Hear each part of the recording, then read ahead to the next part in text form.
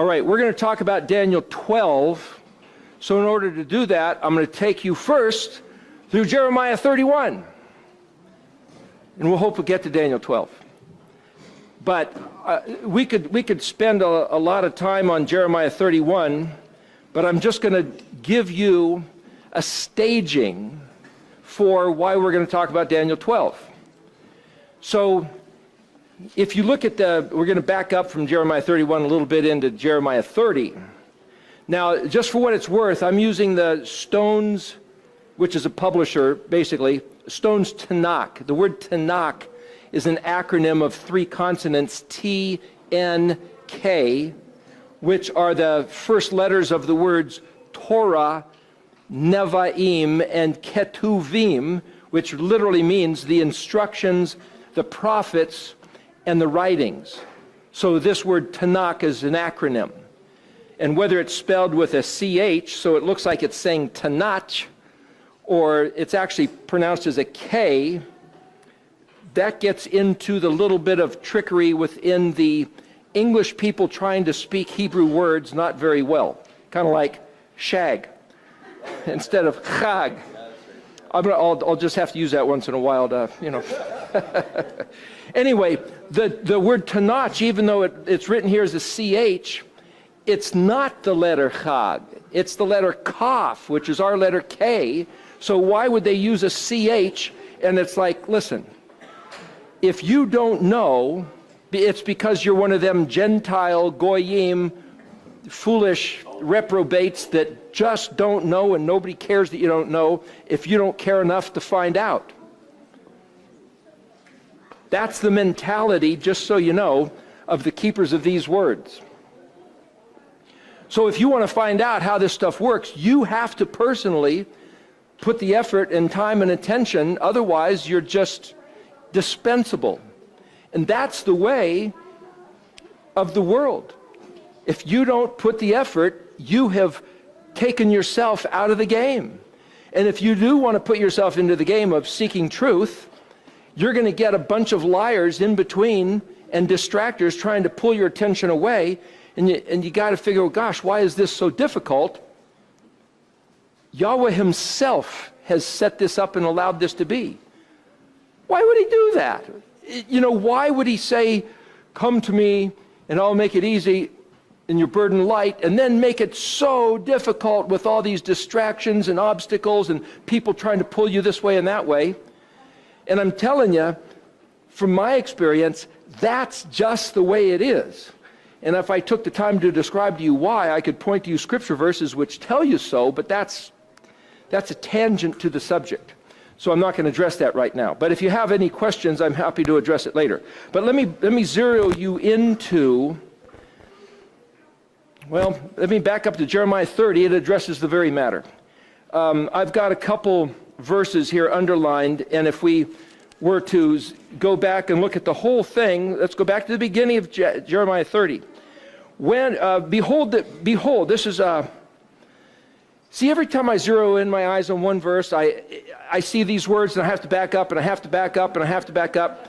So again, that's just what they say, the nature of the beast. So I'm going to back up to the beginning of chapter 30. And again, I'm going to go through this pretty fast because the objective is Daniel chapter 12. So this is the word that came to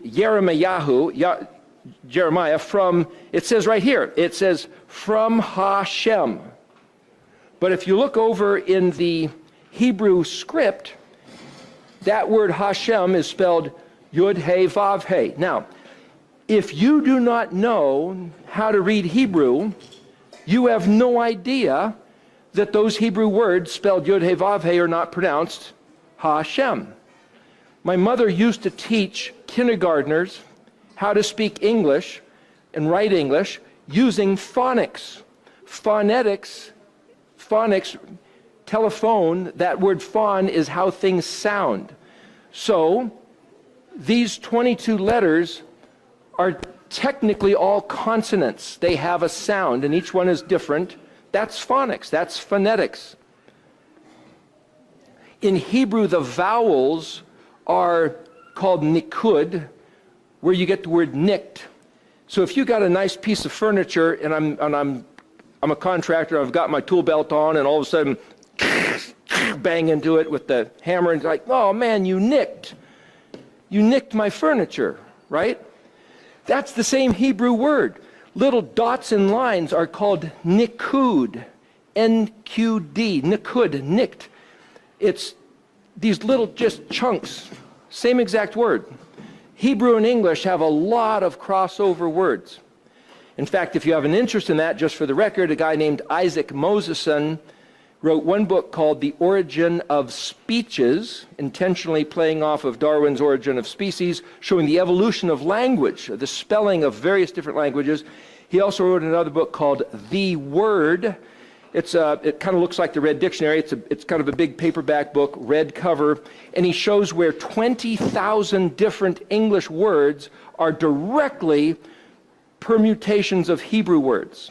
In fact, he's got I'm not sure where you'd look on his website. Just look for Isaac Moseson, I suppose, M-O-Z-E-S-O-N. He has like this blog where he shows you like 200 different languages around the world come out of Hebrew. We were talking a moment ago back there that in Japanese, the word samurai, which is the king's guard, as it were, is the same word as shomer or shomri, which would be my guard. So that Japanese word samurai is the Hebrew word shomer, which is when Yahweh told to Adam, watch, keep, guard the garden. That word is that's the word shomer, same exact word.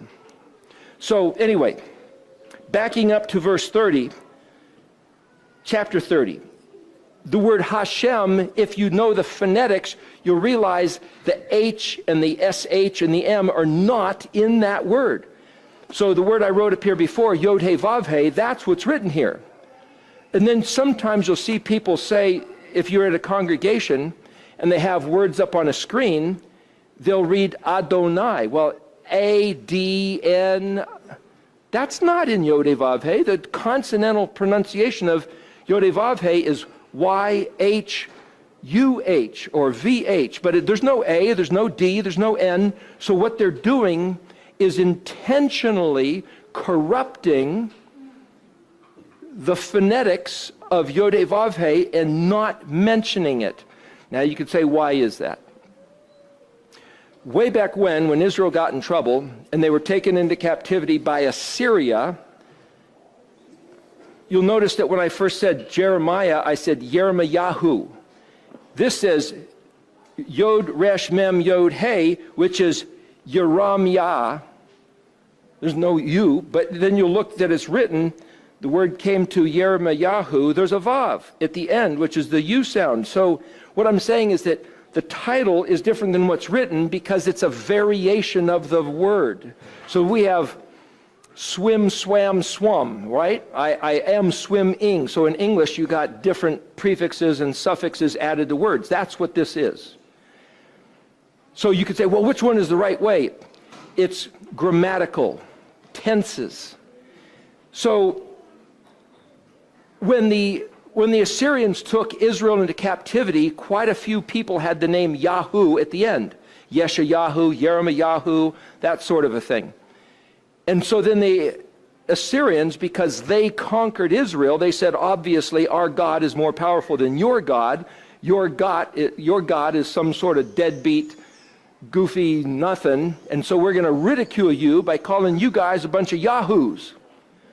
And so that term, what a Yahoo, as a term of derision.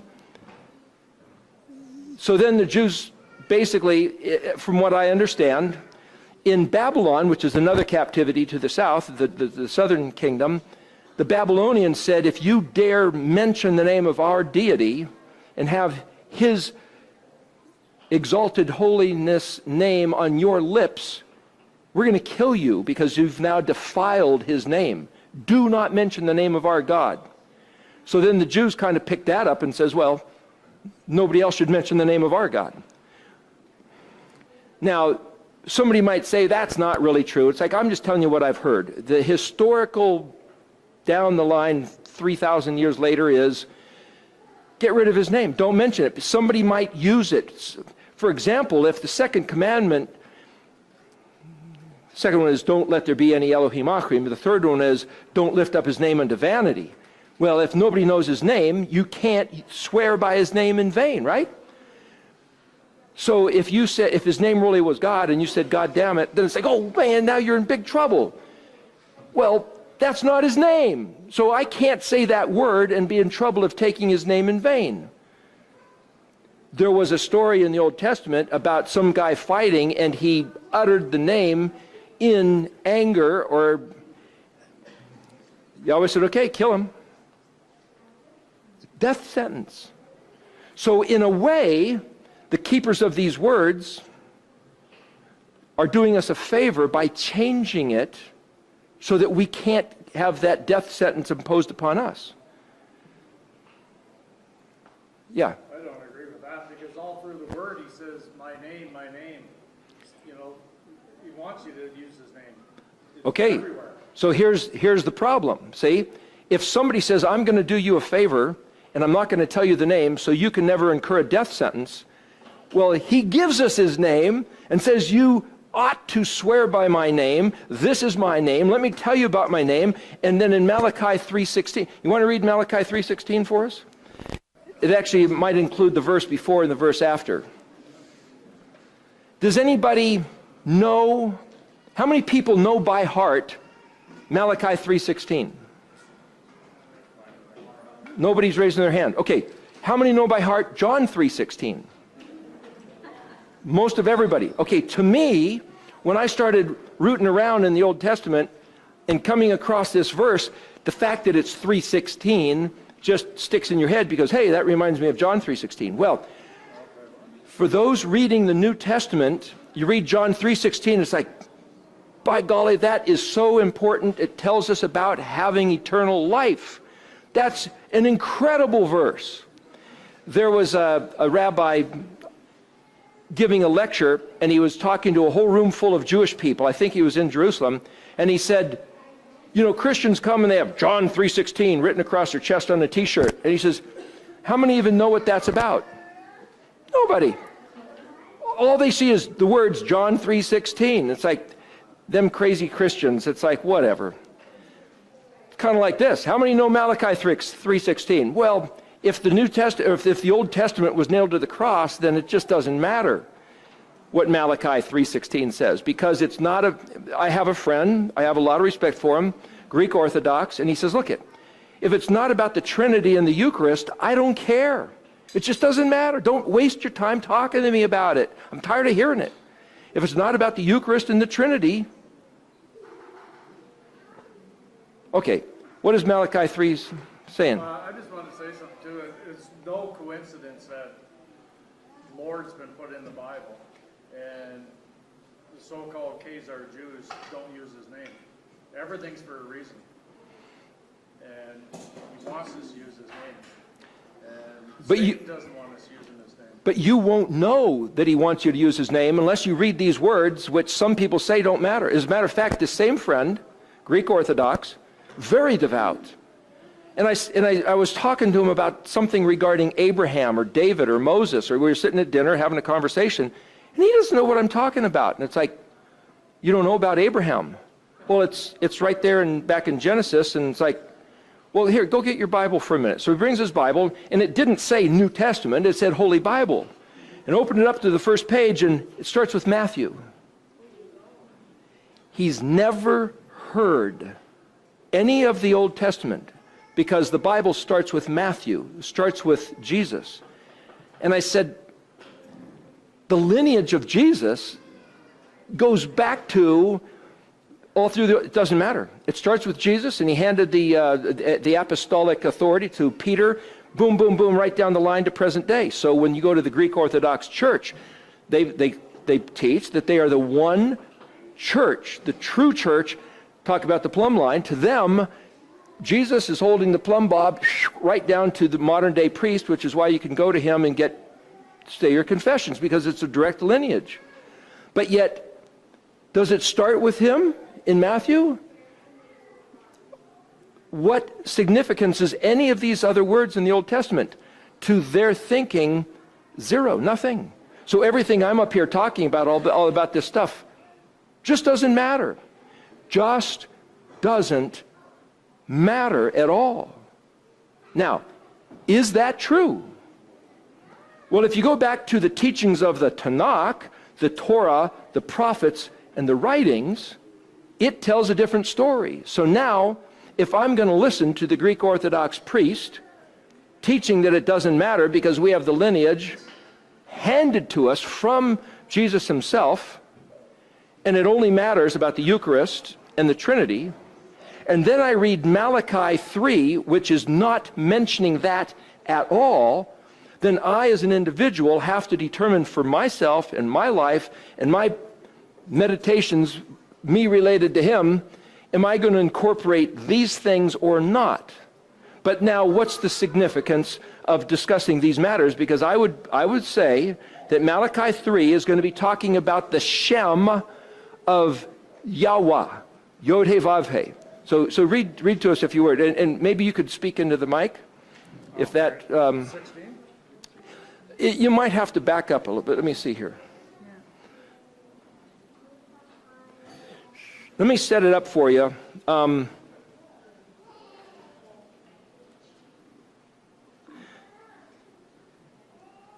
16, 17, and 18. But here's the thing. Let me give a setup so you can just read those three verses. People spending their time and attention regarding these matters are saying, why are we wasting our time and energy and effort to do this? The wicked people seem to prosper. The people that have their nose in the book seem to be kicked around and not really prospering. And something seems contradictory. We're just kind of, really, are we being led astray? And then Yahuwah says this. Then shall those who fear Yahweh speak to one another, and Yahweh listens and hears. And the book of remembrance be written before him of those who fear Yahweh, and those who think upon his name. And they shall be mine, and yet said Yahweh of hosts, on the day that I prepare a treasured possession. And I shall spare them as a man spares his own son who serves him. Then you shall again see the difference between the righteous and the wrong, between one who serves Elohim and one who does not serve him. Okay, so let me reiterate. Those who spoke to one another, he's talking about humans like us, were getting together on this particular occasion to speak to each other about his name. And so, picture his throne room. He sends out an angel to say, bring before me a book, a big book, and set it right here next to me on my coffee table. And write the names of all those people who are thinking about my name. Write them in this book. And on that day in the future, when the word there is to make up my treasure, or you might say, if he had a crown and he was going to assemble putting jewels in the crown. It's that kind of a picture. The day that I arrange my special, most valuable treasures and put them on display, it's going to be those people. Then you will see the distinction between those who take the time to contemplate my name and those who just don't care. So we may not, with our human physical eyes, notice the difference in the here and now. But I believe those words to be a prophecy of a very real event that we will experience. And I expect that not only my name, but your names, because you're taking the time out of your life to sit here and talk or listen to talk amongst yourselves regarding the Shem of Yahweh. And like I said, if Shem is not just name, the 4 letters, but the package of all his concerns, which is the 22 letters, if you take the time to learn Hebrew, not just because it's a foreign language so you can say, hey, how do you order a bagel when you go to Jerusalem? It's contemplating Yahweh's Shem, because each of these 22 letters is his Shem. Then you get to have your name written in the book.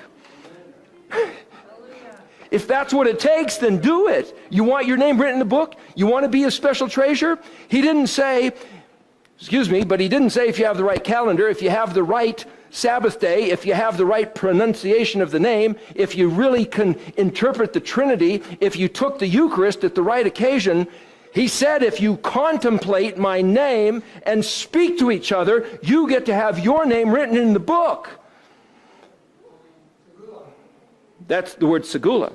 So there's this one, just a second, there's this one lady, she's not here this year, Sigrid, who was starting to learn Hebrew, and something attracted her attention to this one word, segula, which is precious treasure. I said, do a study. Do a study. How do you do that? Do a study. Brenda's going to come up in a minute and tell us about her personal experience of doing a study. Had nothing to do with me. It's just her. And I'm saying, if you do a study, it's the way you do a study. Tim has developed a way to do a study. Charlene has developed a way to do a study. When she says, oh yeah, it's like 10 hours to explain it. It'll take 1,000 hours to do the study. She's not kidding. Hundreds of hours, where do you find thousands of hours? How late do you stay up at night putting together a study? 3, 4, 5 o'clock in the morning? I found that a great time to study is a whole other thing, but somewhere around 11, 12 o'clock, it's almost like the hands of the clock disappear until about 4:30 to 5, and all of a sudden it's like, whoa, why? It's because the concerns of the world don't really matter between those hours. Once you start pushing 5 o'clock, you can almost feel the energy of industry. It's like, oh boy, I got responsibilities. And if you didn't get any sleep yet, quick, you might get 20 minutes before you got to get on the track. And until midnight, you're still going, but oh boy, those are precious hours between 1 and 4:30 or so. And I noticed that in college, that's when your mind can freewheel. But that's the Sabbath day. The benefit of the Yom HaShabbat, the day of the Sabbath. Take the hands off the clock. It doesn't matter. I mean, it's such a precious gift. And if anybody says, oh, the Sabbath day is a burden of law, they don't get it. There's no hands on the clock. So when somebody says, oh, you got to be at the congregational meeting at 10, and when I started going to the congregational meeting of studying the Torah, literally they started at about 10 and they went to about 10 at night. It's like, man, that's exhausting. It's a 12-hour, and you wake up Saturday morning, it's like, oh man, I got to get there. Personally, I prefer to not have that on Shabbat. And so my practice is to say, look, if somebody wants to get together, I might show up at 4 or 5 or 6 or something like that. But come on, give the day. It's the Shabbat, I don't know what you guys do, but I'm just saying. That's just my own take on the matter. But what I'm saying is, how you conduct your study is up to you. I'm just going to try to show you some stepping stones. Remember that word, stepping stones. We'll get to it in Jeremiah 31. Let me just go this, and then I'll invite Brenda up. If we go back here, it says, thus says Yahweh, Elohim of Israel, write down for yourself all these things that I'm telling you in a book. Jeremiah had to pick up a pen and some paper and start writing. For behold, the days are coming, and then it says the word of Yahweh. In Hebrew it says Nam Yahweh. We could do a whole study on that word Nam Yahweh, but what I'm saying, when he says the word of Yahweh, or Nam Yahweh, that's like the president signing an executive order. That's like somebody having a seal and they stamp it and sign it. This is it. This will happen. There's no two ways around it. It's like getting it notarized. I mean, exclamation point, gold stars, circle it. Every time you see the word Nam Yahweh, take it to the bank. It's redeemable. This is a real thing. But see, if it just says the word of the Lord, what do you do with that? I mean, you could take it as significant, but what I'm saying, if you identify the meanings of those 3 letters, Nun, Aleph, Mem, associated with his name, there's more to that, but that's a part of the study. Behold, the days are coming, Nam Yahweh, when I will return the captivity of my people, Israel and Judah, said Yahweh, and I will return them to the land that I gave their forefathers, and they will possess it. Here it is, 2017. Has this happened yet? No. It hasn't happened yet. Therefore, this is in front of us. Now, some people have gone back to the land, but the people that are in the land today, as of 2017, are still getting kicked around pretty hard by their neighbors, the other inhabitants of the land. Now, if he's wrong, then whatever else I say doesn't matter, right? So I want you to know something. If, then, in philosophy and in law, you could say in medicine also, and in mathematics, if 2 + 2 = 5, then, and I start doing equations, everything else based on that premise is erroneous. So the if is critical. I'll tell you, when you read Scripture, go through the Old Testament, especially because I'm focusing in on the Old Testament, the Tanakh. Every time you see if, and especially if it's associated with Nam Yahweh, you better count on this. And if then another preacher gets up and say, these words don't matter. Really? You got Nam Yahweh, and then you got some guy with a bunch of letters after his name, besides the Nun Aleph Mem, Yod He Vav He. He's got doctoral, and he's telling you something different. Now you have to decide who you're going to believe. My sister-in-law got a degree from Molten Normal School of the Bible. I was at her getting her master's degree, or listening to, and they said, here's the way it works. We're going to give her some letters after her name, and if she ever contradicts what we told her to say, we're going to take those letters back. So therefore, they can rest assured that when they put letters after her name, Molten Normal School of the Bible, when she goes out and speaks, she's representing their words, their doctrines. And it's a reciprocal relationship, because when she goes out and speaks, it's like, how do we know we can believe you? Look, I got letters after my name from Molten Normal School of the Bible. They give me credibility. Oh, okay. So it's this reciprocal relationship. When Yahweh says something, and you are using his words and his name, it's a reciprocal relationship. And he said, be careful. Don't many of you presume to be teachers, because you're going to be held to a much stricter standard. And if you misrepresent me, if you say something that I didn't say,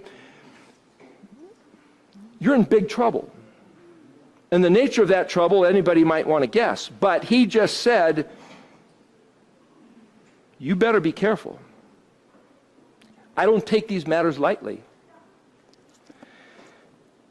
He said he will return the captivity of his people and bring them back to the land. Are you his people? Which land is he referring to? Now, there's some theories that say North America looks like the land. There's some people that say there's other ways to see this, because there's fractal patterns.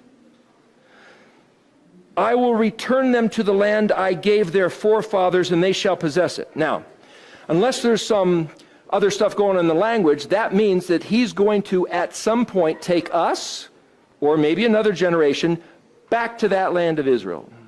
That's what this says. Now, if this is the end of the world, when's that going to happen? If it happens soon, how long are we going to be there before it's the actual end of the world and we get on to the by and by? Are we going to live there a year? And then he says, okay, time's up, I did what I said. We're going to live there 10 years, 100 years, maybe 1,000 years. Maybe the whole next millennium is after he brings his people back to the land. I'm just saying. If this is the end of the world, the way I was taught since I was a little kid, Jesus is going to come back, the rapture, we go up to heaven, blah, blah, whatever. When is this going to happen? It hasn't happened yet. Now, maybe somebody here thinks it has happened yet, in which case, I'm not trying to say you're wrong, shut up. I'm saying, well, give me the understanding of that, because I don't see it. You think it's already happened?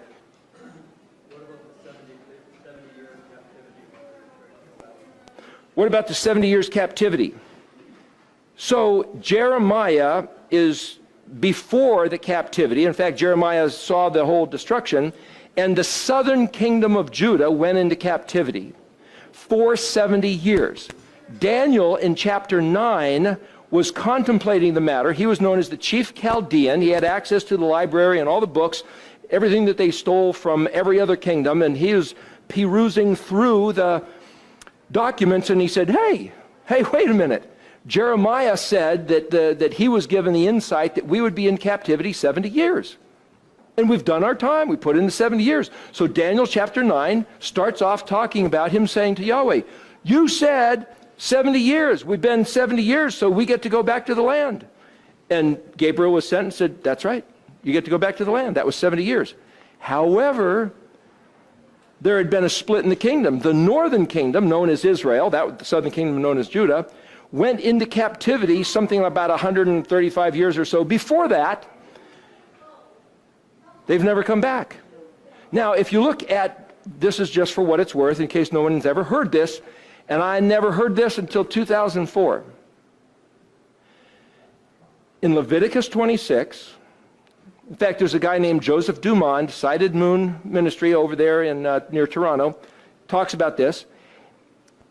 In Leviticus 26, Yahweh says to his people, if you guys do what I say, and he's talking to the collection of all 12 tribes, if you guys do what I say, I will give you amazing blessings, astounding. I will give you such blessings that everybody else on the planet's going to look at you and go, wow, how do we get some of that? Why are they so blessed? Come on, this isn't fair. Those guys have such favor from the Almighty. How do they rate? However, if you do not regard my words, as a matter of fact, he went on to say numerous times, if you treat my instructions with a casual disregard. Now in English, that phrase casual disregard is whatever. If we treat Yahweh's instructions of the Torah with whatever, then he says, likewise, this is a reciprocal, this is a mirror image, I will treat you with a fury of casual disregard. 7 times more, I will amp it up, and then I will present to you again. And if you persist with your casual disregard, I'll crank it up 7 times more. And he says that 4 times. Now, because you know the language, you know, oh, 4 that's the letter Dalet, and that's a door.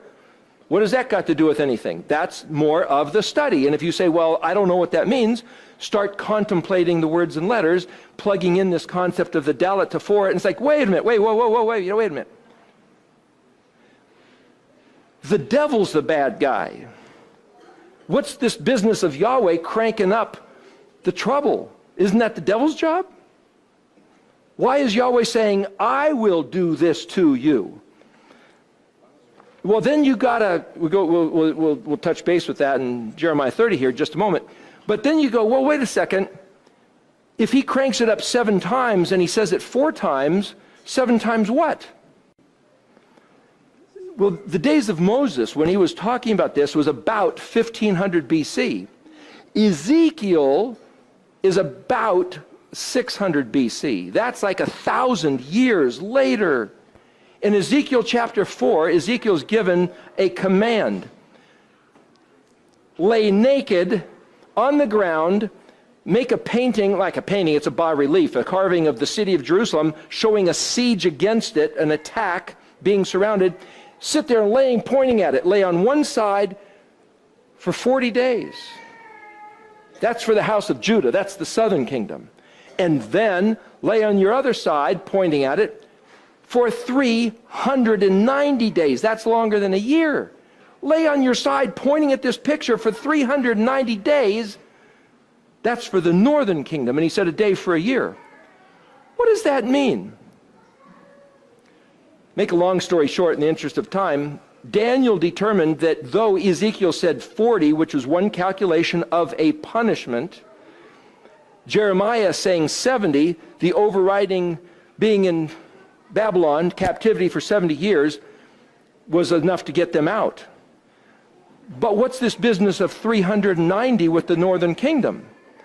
Historical record shows that Assyria conquered the northern kingdom in 721 BC. 721.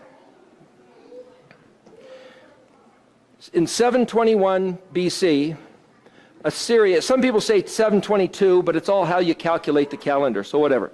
721 BC, Assyria conquers Samaria.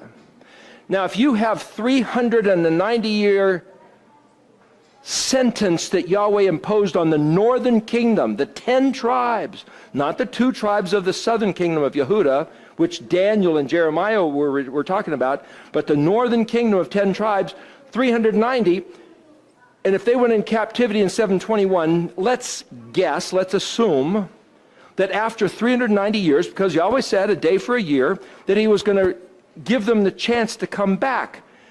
You look at Daniel 9. Daniel calculated the time, made this prayer to Yahweh and says, can we please come back? And Yahweh said, yes. And so he told Cyrus, the Median emperor, he put the burden on his heart to give money, to give weapons, to give guard to any Jew in the kingdom that wanted to go back to Israel and go back and rebuild Jerusalem, much to the consternation of the people that already were living there. They couldn't believe what was happening. If you add 390 to 721, right, because that's BC, and so you have to add that, what do you end up with? 331 BC, right? Okay, and then this is now we're conjecturing, right? But historically, which isn't conjecture, what was happening around that time of 331 BC? Does anybody know? Alexander the Great. What else was going on? You know about the Maccabees? They were about that time too. Well, Alexander the Great died and gave his kingdom basically to his 4 generals, and that was the time of the Maccabees. So the period between Malachi and Matthew is right in there, right? So somewhere between Malachi and Matthew is about this time. Now, I don't know how Yahweh presented the option to the northern kingdom because there are 10 tribes scattered in captivity. Did he present them the chance, the option to return? How did that manifest in a real way? I have no idea. How did he present the option to return to the southern kingdom? How many people did it catch their ear and they said, hey, let's return to the ways of Yahweh? I don't know. The only guy we have record of is Daniel in chapter 9. So Daniel in chapter 9, as a spokesman for his entire people group, says, oh Yahweh, we have done wickedly. We betrayed you. Would you please forgive us? We put in our time, like you said. Can we please come home? And Yahweh said, yes. So Daniel as spokesman for his whole community, but then when Cyrus said, go ahead and go home and I'll pay for it, how many people went? Just a fraction. They went back. But what of this northern kingdom?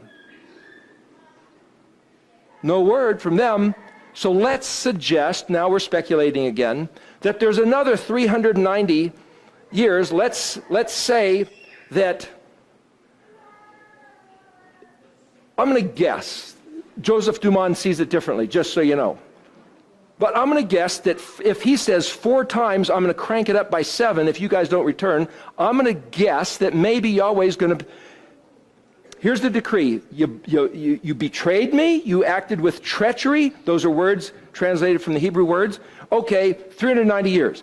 Then I'm going to give you another shot. Crank it up by 7. 390 years later, another shot.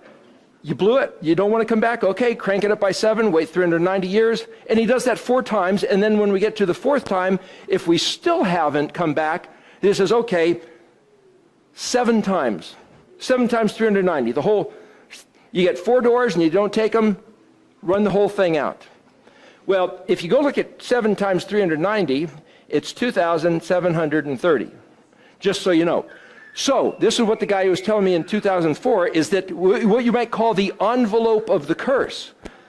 The curse, 7 times 390. Leviticus 26, he says, I'll amplify it 7 times. And he warned them 4 times. But 7 times what? Go to Ezekiel 4, 7 times 390. So the northern kingdom, not the southern, not Yehuda, but the northern kingdom has this thing of a 2,730-year curse enveloping their entire people group. 390, well, this is BC and that's AD, so you end up with a 61 and there's no year 0, so it's approximately 60 AD. What happened approximately 60 AD? The destruction of the temple was in 70, so this is pretty close to it. Paul at that time was doing what? Probably going all through Turkey to the 7 churches mentioned in the book of Revelation, telling them that if they don't come back to the terms of the covenant, they'll be like branches broken off and thrown into the fire. They were given warning, and when they didn't respond, what do you mean they didn't respond? Those are the churches. Well, that's another story, but I'm just looking at historical timing. Another 390 years brings you to 450. What was happening around 450? The Sunday laws? Constantine, the Council of Nicaea is in 321 roughly, so that was a little bit later. But here you have the beginnings of the authority of the Catholic Church. Well, here's 1, 2, 3, there's 4 doors. And what's happened since the beginnings of the Catholic Church? Well, there's a wonderful book written called The Great Controversy, which will tell you all about it. It's an SDA book written by Ellen White, but it documents the whole thing, where the Catholics say, by our own voice, we exercise the authority to change the day from Saturday to Sunday. We annihilate the regard of the Moedim, the festivals, and we decree you better do Christmas and Easter or else we're going to torch you. And they've prevailed until now. Well, what the heck? Why is he doing this stuff? 7 times 390 is 2,730. If you take 721 BC and go 2,730 years into the future, what year would it be? Huh? 2009, but there's no year 0, so that changes it to 2010. Okay, can any of you think back to about 2010 and say, what happened in 2010? You did. Now, is that a coincidence? What are you laughing at? 2010 was a huge test. A huge test for you? Does anybody else know of anything going on? I mean, this is just one little piece of the world, right? And this is, those guys, the houses, the northern kingdom of Israel got scattered all across the face of the earth. That's what he said he was going to do to them. So somewhere around 2010 is the end of the curse.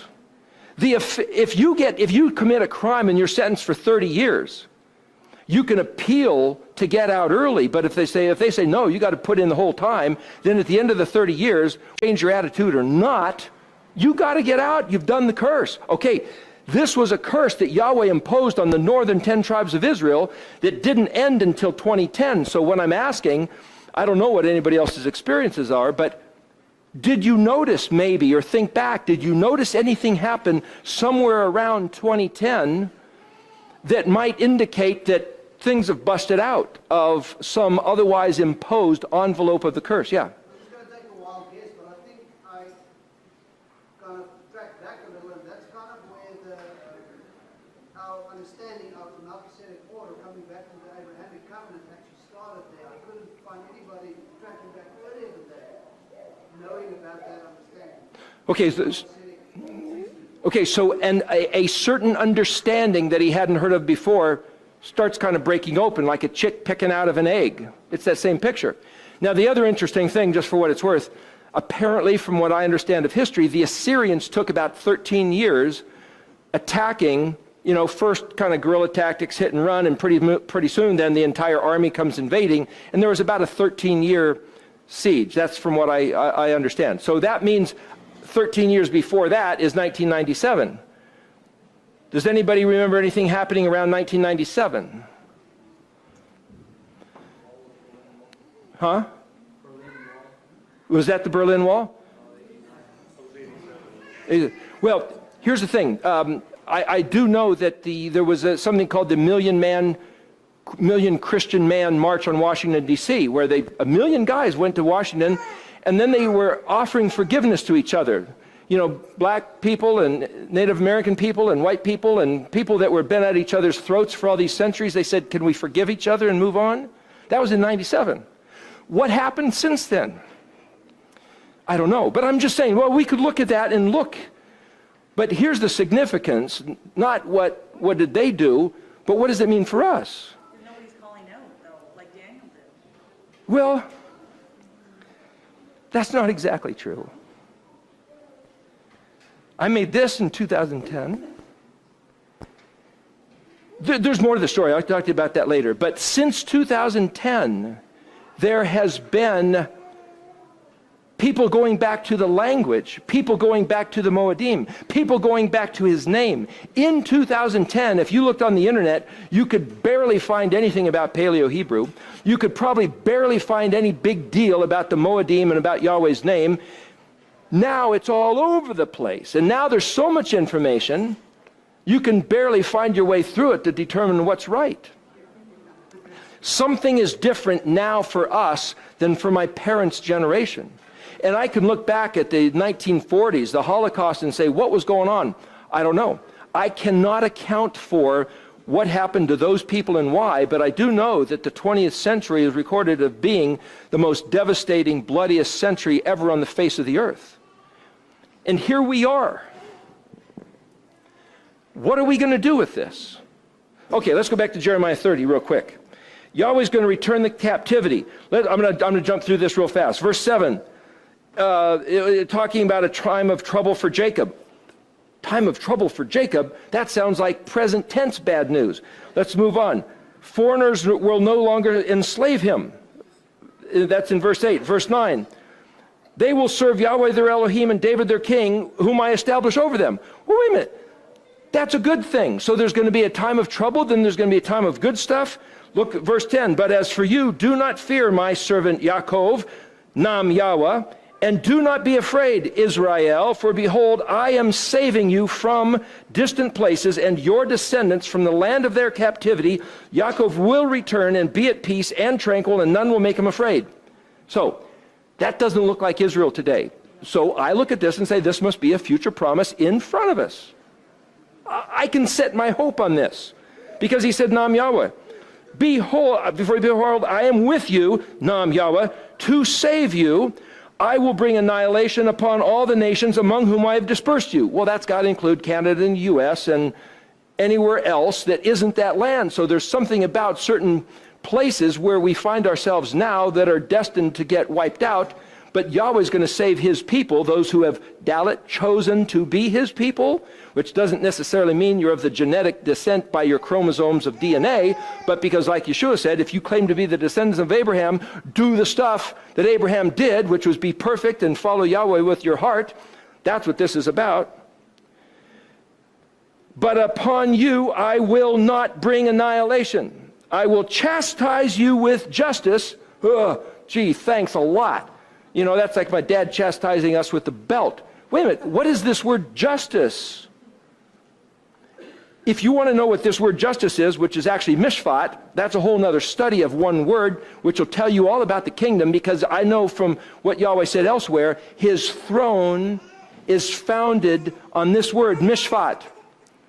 It's translated justice or right ruling or judgment, but those are bad English words telling you it's a balancing of scales. And if you don't know what mishpat is, then you don't know what he means when he says, I will chastise you with justice. These English words don't work. I don't trust these English words, but these English words will tell you where to find the stuff that you then got to look in Hebrew. But we're trying to get to Daniel 12, and I'm quickly running out of time. Go to verse 14 of Jeremiah 30.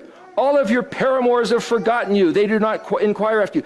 Israel sold out the covenant with Yahweh because it thought that it could get along better with Assyria and Egypt and Babylon and the Greeks and the Romans and the Catholics and the who knows whatevers. But he says, I struck you the blow of an enemy.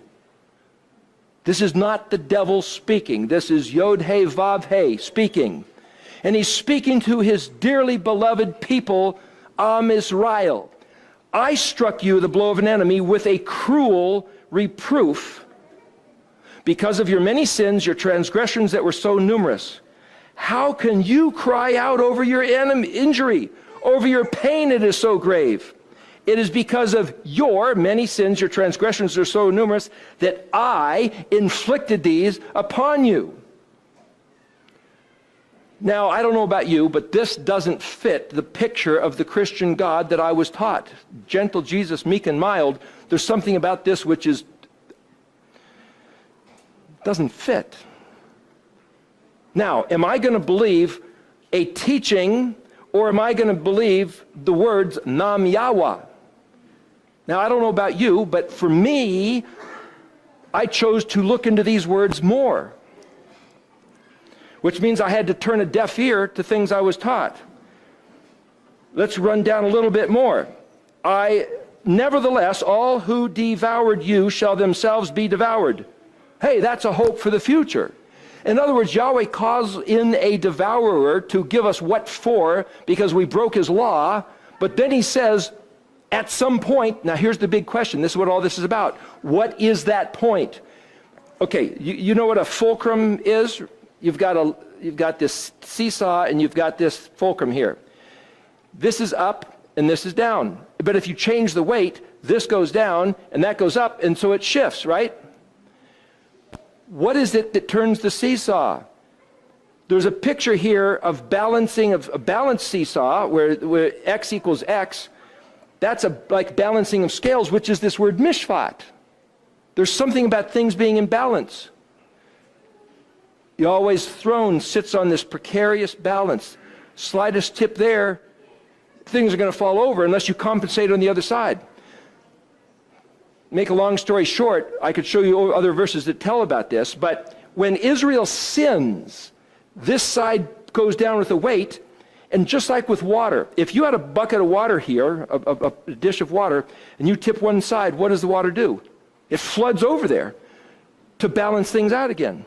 When Israel sins, the enemy rushes in with grievous torments and injuries to balance the scales.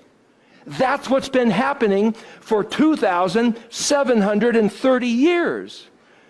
And even before that, when Israel was building up the occasion for the enemy of Assyria to come in and do that, it's been the balancing of scales. So Yahweh says, I'm going to tell you how to change the pitch of the scales. Do zadikah, righteousness. What does zadikah look like? It's the instructions of the Torah. The instructions of the Torah are not a bunch of grievous laws. They're telling us how to do righteousness, what it looks like, so that when we put righteousness on this side, and this is, I believe it's in Amos 5:24, it's all how you read the words. But what he says is, when you guys do righteousness, zadikah, then what floods in to fill up is zadikah. But the translation of that word zadikah is victory, deliverance, and salvation. So how do we get victory, deliverance, and salvation? We do zadikah, which is righteousness. So it's not a matter of, are you obeying those 613 laws? Are you doing righteousness? If you're doing righteousness, then according to the balancing of scales, if you're doing zadikah, then zadikah comes in. See, I'm using the same word in Hebrew because if you don't know it, then it's a foreign word. The same word, zadikah, means righteousness, is also, look at the dictionary definition, victory, deliverance, and salvation. The difference might be the vowel points and how you say it, but what he's saying is, Israel, I'm telling you how it works. There's another verse where Yahweh says, my people are wise when it comes to doing wickedness. Now that's like the fractional reserve banking system. That's like legal attorney turning words around. Sorry if there's any lawyers here, but twisting words to exert lack of justice. But he says, my people are fools when it comes to working righteousness. Huh? Working righteousness? I thought, well, righteousness is just an attitude or being under the blood of the Lamb. Why did he say working righteousness? If you knew how to work righteousness, you'd stick some righteousness here, and it would cause a weight, and as the scales tip, then all the enemy's stuff has to flood in here to level out the surface of the water again. It works that way with wickedness, and it works that way with righteousness, because that's what he designed. Here's the point. As you start studying the Hebrew words, you'll see that the answer to all the mysteries are in the Hebrew words. Let's go back here to what we're reading here. Verse 16 of chapter 30 of Jeremiah. All who devoured you shall themselves be devoured, because they're going to get their mishpat. All who oppressed you will go into captivity. All who trampled you will be trampled. All who despoiled you, I shall deliver over to become spoils. I will make a cure from you. I will heal you from your wounds. The word of Yahweh, Nam Yahweh again. They called you discarded, saying, she's Zion, who cares about her? In other words, through the history of the world, people will look at the people of Yahweh and say, even their own God spits them out in disgust. Who cares about them? Let's get the extra kick in while we can. They're nothing. Bunch of yahoos. A day's coming. I believe this is in front of us. That flag is to herald the reconfiguration of the 12 tribes. 12 stars around the Mishkan. Yeshua at the heart, who's rooted in Yod-Heh Vav-Heh. The light of the world, that we are supposed to illuminate his Ruach, his countenance in us, doing what he said. Let's read on. You will be a people to me, and I will be Elohim for you. This is Yahweh's heart. This is his vision. This is the word of his prophecy, which we will find later, pointing to her because she did a study on Daniel 9:27. This word in Jeremiah 30:22, like Martin Luther, I have a dream. This is Yahuwah's dream. You will be a people to me, and I will be Elohim to you. And then this is what it's going to look like. Behold, a storm of Yahweh. A rage shall go forth. The tempest shall seek rest. It will rest on the head of the wicked. Bad English. It will, another translation says, it will light on the head of the wicked. Light, come to rest. You look at this Hebrew word, and it's a picture of an eagle's talon sinking its claws into the head of the wicked. What is he saying? The way you do is returned upon you.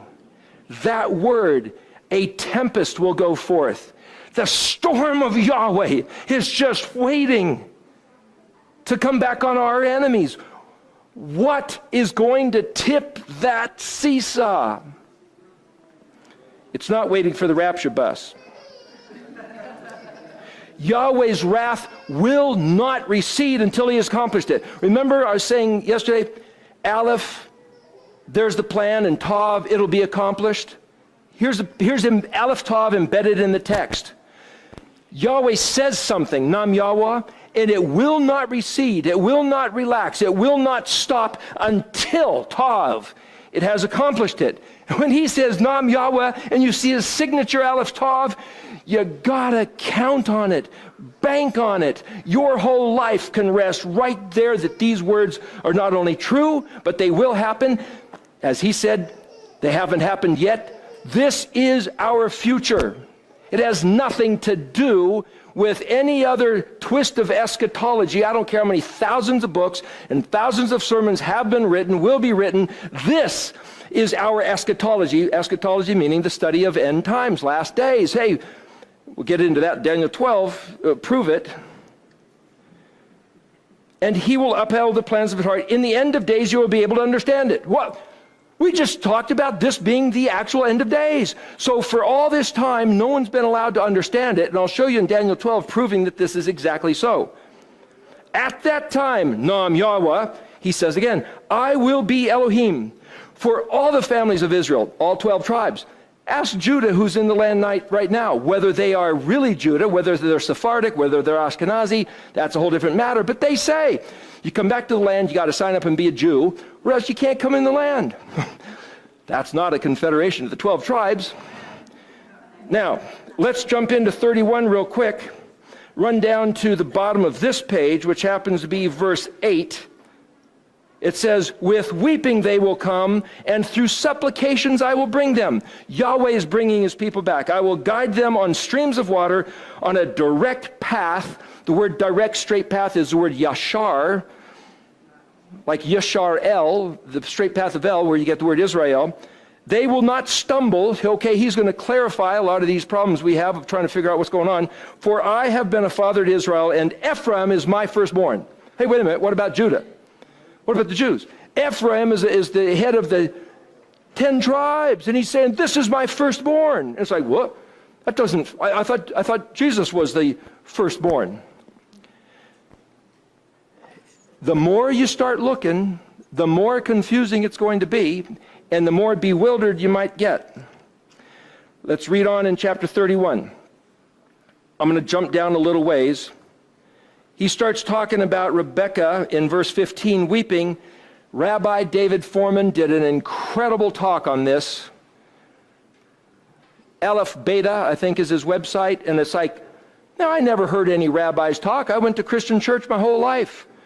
Them crazy Jews don't even recognize the Messiah. They're not worth listening to. But Rabbi David Foreman has sure got some insights about this you'll never hear in the Christian church. Those guys do know something. Again, we've been handed some lies. But anyway, go into verse 16. There is hope for your future, Nam Yahweh, and your children will return to their border. Do you hear those words? There is hope for your future. Since I was a kid living in Los Angeles, I was told there is no hope for my future. The Russians were going to bomb us. California was going to fall into the ocean with an earthquake. Jesus was going to come back. The beast, the tribulation, the Antichrist was going to wipe us out. And we might as well not even have any children because they're just going to be feed for the beast to chew on. Literally. I have lived my life with no hope for the future. But I can tell you this, if these things that he's talking about in Jeremiah haven't happened yet, then these words, for hope for the future, and in the end of days you will understand it, is for us, with hope for the future, right now, and it has nothing to do with the devil, the beast, the Antichrist, or the tribulation. And I'll show you that, if we can get to it, in Daniel 7, Daniel 8, and Daniel 9, which is my purpose of what I was hoping to get to this week, which is a different way to read the very words which are used to tell us that there's no hope. I will show you that I see with my eyes, and then that way you can decide whether I'm full of it or whether you would like to understand how to see it. I'll show you word by word, letter by letter, similar to what Timothy and Charlene is showing you that's in the words. And then the question is, how do you read these words? Two questions. What did Yahweh say, and what did he mean? If he said, let there be light, and as I said earlier, no, he didn't. He said, Yehi or. Well, does that mean the same thing? Oh, that's what he said. Now, what does he mean? And now there's 50 ways to read Yehi or. One of which might be Tim's interpretation, one of which might be Charlene's or Cody's or Joseph Dumont's. You have to then decide where you're going to hang your heart, which is what I'm trying to get to here. Now watch this. I'm trying to suggest that here in Jeremiah 31 is our present tense. Okay? I've taken all this time to bring you up to this moment, outside the envelope of the curse. I'm going to ask you a little question because it relates to this. Going back to a parable of Yeshua, he talks about the prodigal son.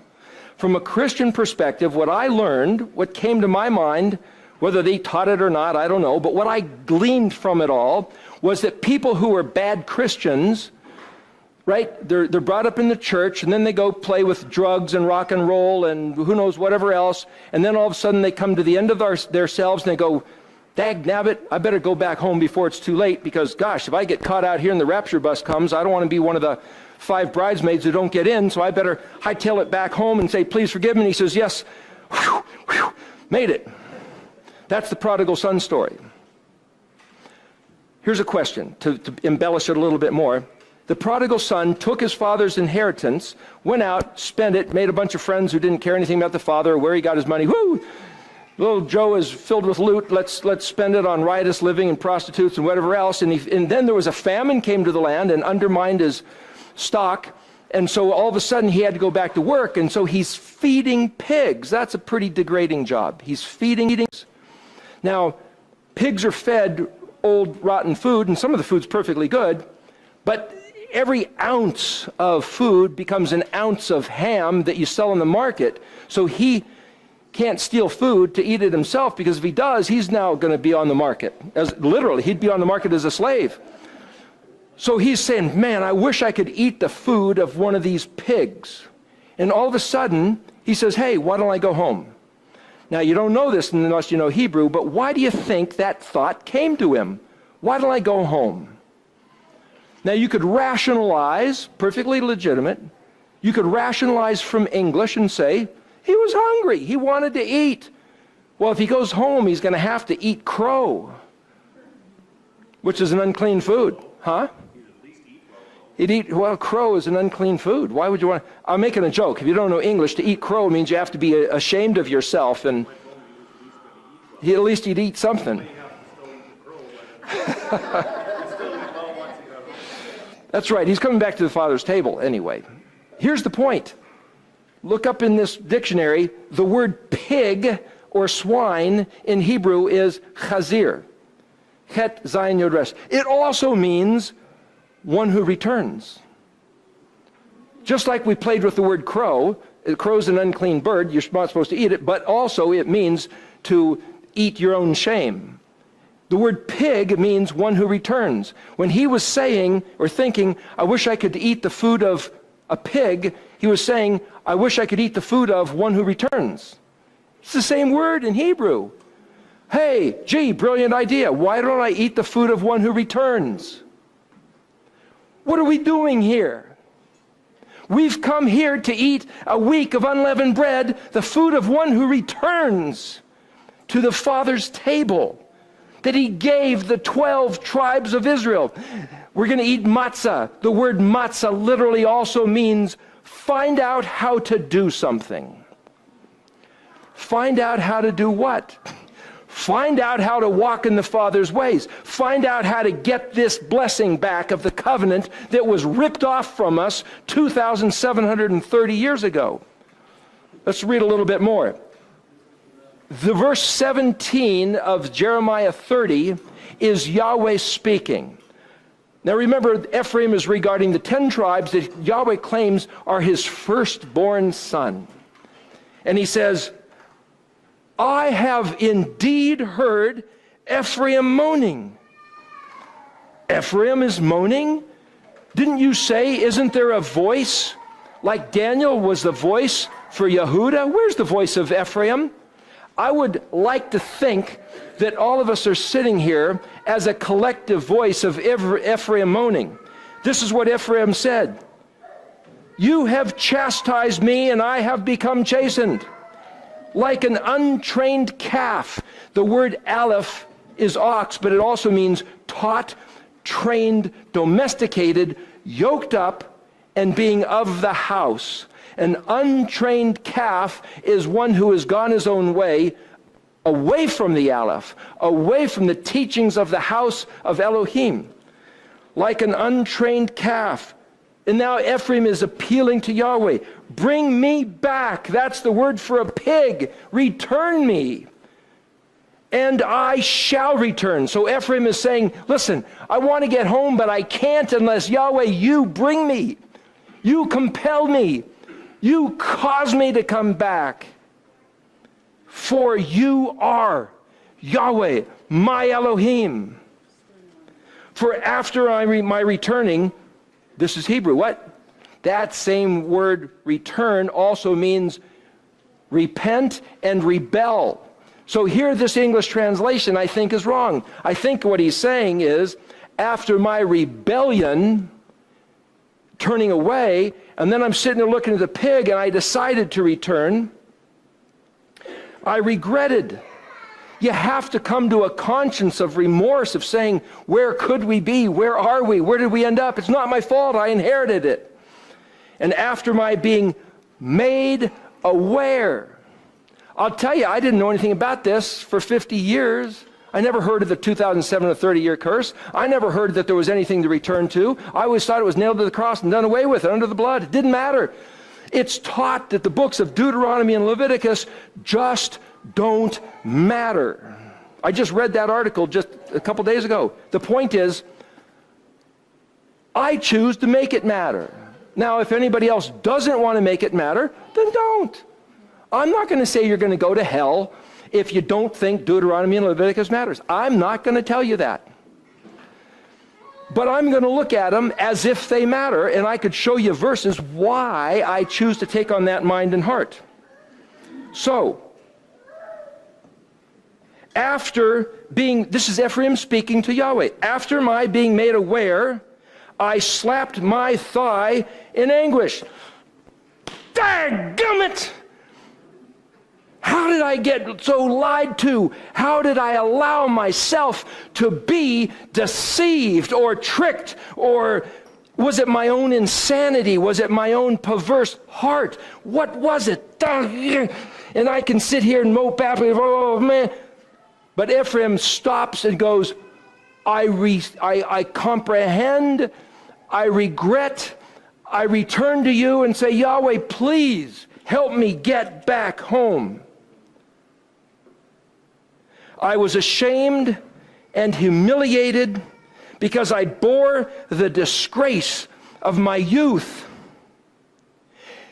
And then Yahweh steps in. Picture this. Yahweh has spent 3,000 years beating the hell out of Ephraim. Is Ephraim my favorite son, or such a delightful child, that whenever I speak of him, I remember him more and more. Therefore, my inner self, that's Yahweh, my inner self, my Ruach, yearns for him, and I will surely take pity on him. Nam Yahweh. That word pity, I believe if that word for chesed is a picture of a lettuce. And that bug in the lettuce wrapped leaf over leaf over leaf. How many arms does Yahweh have? Just wrap. Yahweh is yearning for the day that his people, his northern 10 tribes, all of us, will come back to eat the food on his table,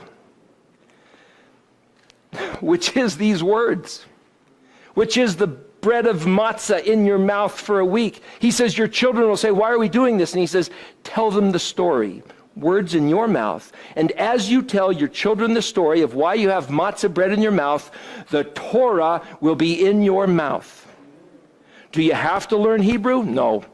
Do you have to have the right calendar? That's another story, but I would say that's not what this is about. What I'm saying is, he's saying, you want to find out how to do something? Come back to these words and tell the story. And as you come back to these words and tell the story, the Torah is in your mouth. And you'll find out how to do coming home to the Father and fulfilling his will. This is his dream, his vision, his prophecy, his will. And then he tells us to do something. Verse 20, make road markers for yourself. Set up landmarks for yourself. Who's supposed to do that? How is anybody supposed to do that? Well, road markers. What road? Highway 2? Highway 47? I can suggest you from looking at the words that it's the Yashar Derek, the straight path. And then if you say, well, what's the road markers? The only way to make any sense of this is to look at the Hebrew words, and you realize that that's the word Zion, or something very much like it. It's also the word for a shield, or a basket, or some billboard. But he clarifies and he says, set the thoughts of your heart upon the road, the route that you are walking. Set your thoughts upon the road, the route you are walking to get back to the Father's house. Now,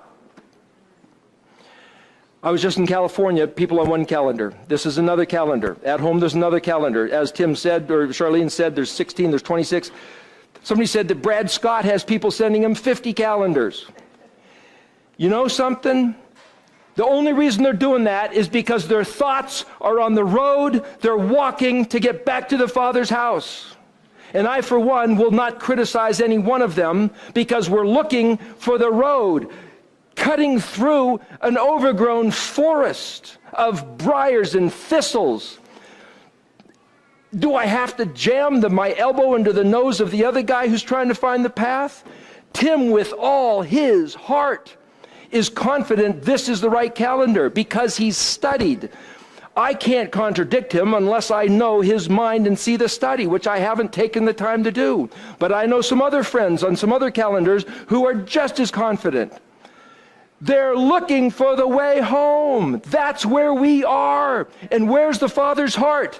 Then you plug this thing back into the New Testament with the prodigal son, and he is running to meet the prodigal son with the signet ring and the robe and the shoes.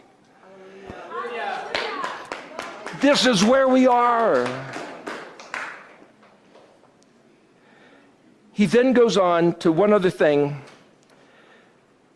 He talks about, return, O maiden of Israel. A moment ago, if you read in the text, he was calling Israel skanky hoe. Now he's saying, O maiden of Israel. Return to these cities of yours. Well, there's another way to read that too. How long will you slip away, O wayward daughter? We can read all the words and get more into this text. Yahweh has created something new in the world. The woman will court the man. Woman will court the man. Hebrew starts getting really graphic. And a lot of people may be disturbed about that. But simply put, instead of the man going after the woman, like Yahweh did all through the Old Testament, he says, we're going to change the game up a little bit here. You come find me. You come find me. Where'd he go?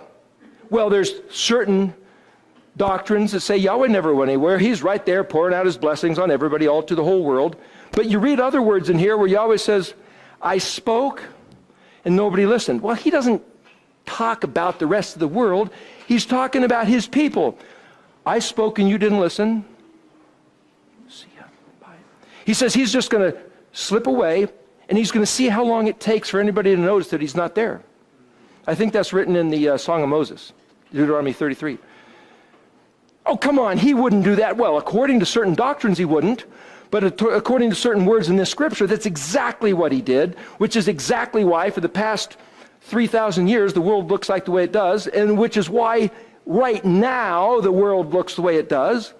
But then there's another verse, somebody mentioned it last night, that said something about he created the world to be restored. Was it you that mentioned it, or somebody mentioned that verse? I can look it up, but the point is, he created the world to be restored, to be inhabited. So I've had people that I've talked to look around and say, look, there's no way. Fukushima's ruining the ocean. Chemtrails are ruining the sky. Monsanto's ruining the GMO, the genetics of the plants. Vaccines are ruining the minds and the bodies of humans, and on and on and on. There's a model, the Zadi. It's the central figure letter of matzot. Find out how to do something. It's also, matzot is the word my commandments. Find out how to do my commandments. What has that got to do with the letter Zadi? Well, it happens to line up, according to the pattern, with the Ark of the Covenant. What was put in the Ark of the Covenant? One of the things was Aaron's rod that budded. Another thing was the 10 tables of the Decalogue, the 10 Devarim. Why Aaron's rod? Now, my Greek Orthodox friend, who's never read the Old Testament, has no idea. So the benefit of reading is that you can overlay, like this fractal pattern that we talked about, types that fit on top of each other. When I do this hand doesn't fit this hand. If I put this glove on, it's not going to fit so good. But if I do this, hey, look, it's exactly the same. if you line things up just right and they match, then you got a match, and then there's other insights you can develop out of that. In the Old Testament, after they came out of Egypt, people were squabbling about who's going to be Moshe's right-hand man. And Yahweh said, well, Aaron. And then these other guys were going, hey, man, that's nepotism. That's just family favorites. And come on, that's not right. That's not fair. That's not just. Okay, do we have to squabble about this? Well, apparently so. So they go back to Yahweh and say, what do we do? Really? Should Aaron be the guy, or do you want somebody else? One of the other leaders. So he said, okay, everybody bring your walking stick, your staff, a dead stick, many years old, probably hardened, hardwood, and set them in the Mishkan, I believe is probably what they did. And then he says, overnight, Aaron's rod budded, sprouted to life, twig, leaf, blossom, fruit. It budded overnight. This Zodi is drawn as a stick with a sprout. It's that image. How long would it take for Yahweh's word to activate if Yahweh said so? Ezekiel 37, dry bones, which is another part of this study, but we can't get there in this because we're down to like, I think 30 seconds left or something. My point is this.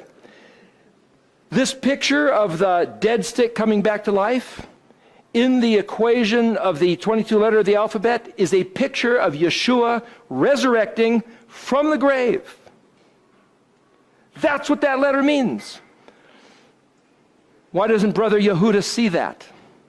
Because he doesn't know how to read this? We'll talk about Daniel 12 apparently next time, but let me show you this. I'll just read the alphabet. Aleph, the silent letter, self-referential in that numerous words that start with the letter Aleph are translated as I am something, whatever the verb root is, or I will. So it's self-referential. The Aleph, that's just the way it works. Like when we use the pronoun letter I, that means me. So if I say, I am going to blah, blah, blah, you read that sentence, and whoever the author of that sentence, whether you're talking about Huckleberry Finn or whether you're talking about Thomas Jefferson, whoever wrote that sentence, it's referring to themselves. That's the way the letter Aleph works in Hebrew. If then I can say this letter Aleph is self-referential, we are about to read a communication from the creator of the heavens and the earth, as we said in John 1:1, from before the creation of the heavens and the earth. This is the plan. This is the agenda. This is the program, the purpose of what he's going to set in motion like an ox yoked up to pull the plow, carving a furrow until he hits the tav, the end, the completion. As he said, so shall it be, Nam Yahweh. What did he say? Well, we just read a bunch of stuff he said in Deuteronomy 30, or Jeremiah 30, but now we're going to read something he said in the alphabet. Who is this guy? Well, he's the creator of the heavens and the earth. Bet, body, matter, cosmos, everything that has substance. Gimel is camel, but it means set in motion.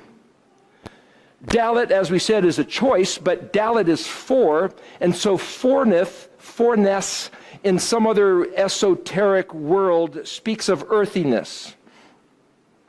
As a little copy of that, you got north, south, east, west, earth, air, fire, water, winter, spring, summer, fall. Fourness just speaks of earthness. So he says, I who made this and set it in motion regarding the earth. That's one way to read it.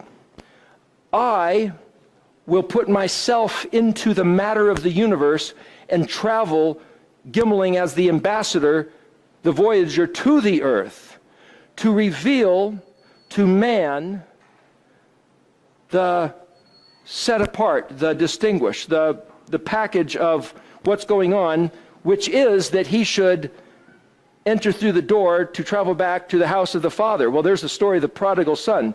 He came down to say, hey, turn away from the weapon and go back to the Father's house. Hey, you want life instead of death? Come back to the house of the Father. Now, the other interesting thing in Hebrew is that the word spelled Bet Gimel Dalet, pronounced Baged, means to deceive, betray, or to act with treachery. Why would he deceive, betray, and act with treachery? That sounds like something the devil would do. Why would he do it? Baged, also means clothing. If you dress up in a garment, it means cloak or mantle or a heavy. If you want to hide something, you put this heavy cloak over you and you're in disguise. I will put myself in disguise in a body that looks like a man who will then be put to the weapon and then be thrown into a sepulcher, a tomb, and a big round rock rolled in front of the door and a seal put on it. But yet, I myself am doing this of my own volition.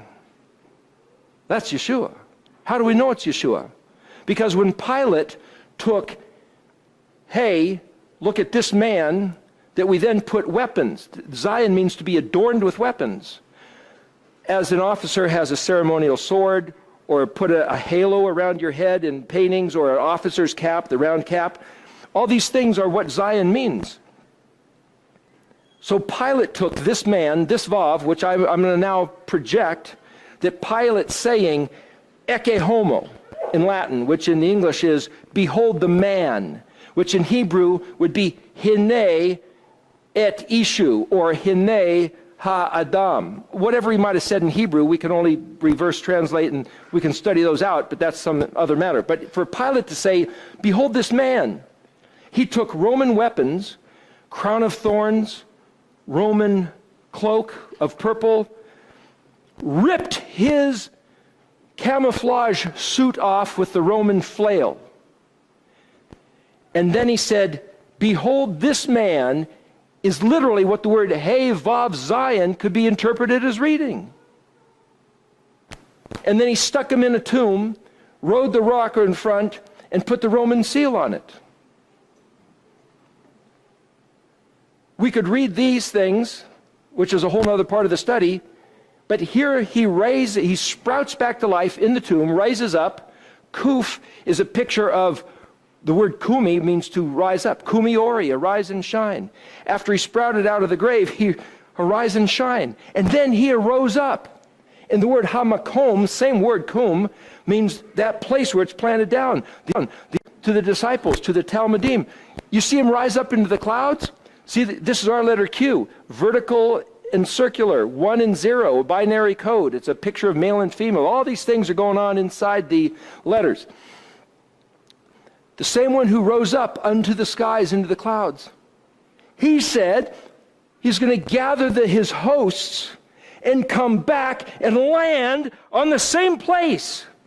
Hamakom, that's the kuf. Only this time, instead of being Vav, which means man, who was put to the weapon, having his disguise ripped apart, when he comes back this time, Resh is the exalted man. The word spelled Hey Resh, the head, is the word for mountain.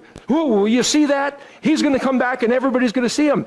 That's what that word means. Resh, Rashon, first, primary, the most, the summit, but also the foundation. I mean, this is the it of it. Sheen means teeth and fire and brilliant and dynamic. It's the monogram of El Shaddai. He's going to come back as El Shaddai and Tav, just like he said, fulfill this plan. So the question is, what's in between here, which is another part of the conversation. We're out of time. But what I'm saying is, this whole alphabet reads as a prophetic declaration revealing that Yeshua is the Mashiach. He is the guy who came from heaven to earth as the voyager to reveal to us the door back to the Father's house as Ephraim, as the prodigal son, so that we could gain the blessing and turn the entire world around on the teeter-totter and change everything. The future in front of us is not necessarily a trajectory of where we've been. You know, you're on this point, and it shoots, oh, that's the future. Not if you change the teeter-totter. We've been headed this way. We've got a whole nother vision. According to the words. According to the words. Where are we going to set our heart? Remember, Yeshua said, according to your faith, so be it unto you. He said, come into the promised land, Israel. I've got it all set up for you. The cup of their iniquity is full, man. And when their cup of iniquity is full, slaughter is coming to them. And Israel went in there, oh, they're big and scary. We can't do this. Yes, you can. Quit saying that. He says, if you keep saying that I only brought you out here to kill you, guess what's going to happen? You're going to all die out here because I'm going to kill you. They didn't have to have 40 years in the wilderness dying. They chose that option. It wasn't necessary. It wasn't a mandate. If our leaders and teachers, because of the English translations or the Greek translations or whatever tells us we've got nothing but ruin in front of us, he gave us the keys to the kingdom. The mechanism of changing what's in front of us is not necessarily what they see if we change the teeter-totter. How do we do that? Do righteousness, zadikah, and we will get zadikah, victory, deliverance, and salvation. Why? Because Nam Yahweh. He said so. And the same way that Yeshua sprouted back to life, though he appeared dead, you look at Ezekiel 37. Hey, you think these bones can live? And he says, you know. Speak to them. Speak to them. Words. Speak words, and what happens? The dead bones reassemble and come back to life. And he said, this is the whole house of Israel. Nam Yahweh. We have a hope. And it is not what I was taught in the Baptist school, the Presbyterian church, the Foursquare, the Vineyard, the Calvary Chapel. They never spoke these words. And I today still have yet to hear many speaking these words. And when I say that, I'd be hard-pressed to even identify anybody speaking them. But I'm not going to say nobody's saying it. I'm saying choose who you listen to. Choose what you make of his words. Don't believe me. Learn how to read the words. I'll show you on subsequent days what I see in the rest of these letters, which is just proof upon proof upon proof upon proof, enough to convince me that it's worth my time being here to show you, but you can make of them what you will. And if you don't believe me, I'm not saying you're going to hell. And if you don't even want to learn Hebrew, I'm not saying you're going to hell. But what I'm saying is, in the very words he gave us, I believe, is the key of shifting the teeter-totter, because here's the secret. Do zadikah. Be a zadik. Be a righteous man walking perfectly on the yashar derek, the straight path, as he instructed us. That's the Torah. That's the instructions. Whatever was nailed to the cross is part of the study. Make of it what you will. Figure it out. Was it? Wasn't it? Study it. I think we better quit. We're probably out of time.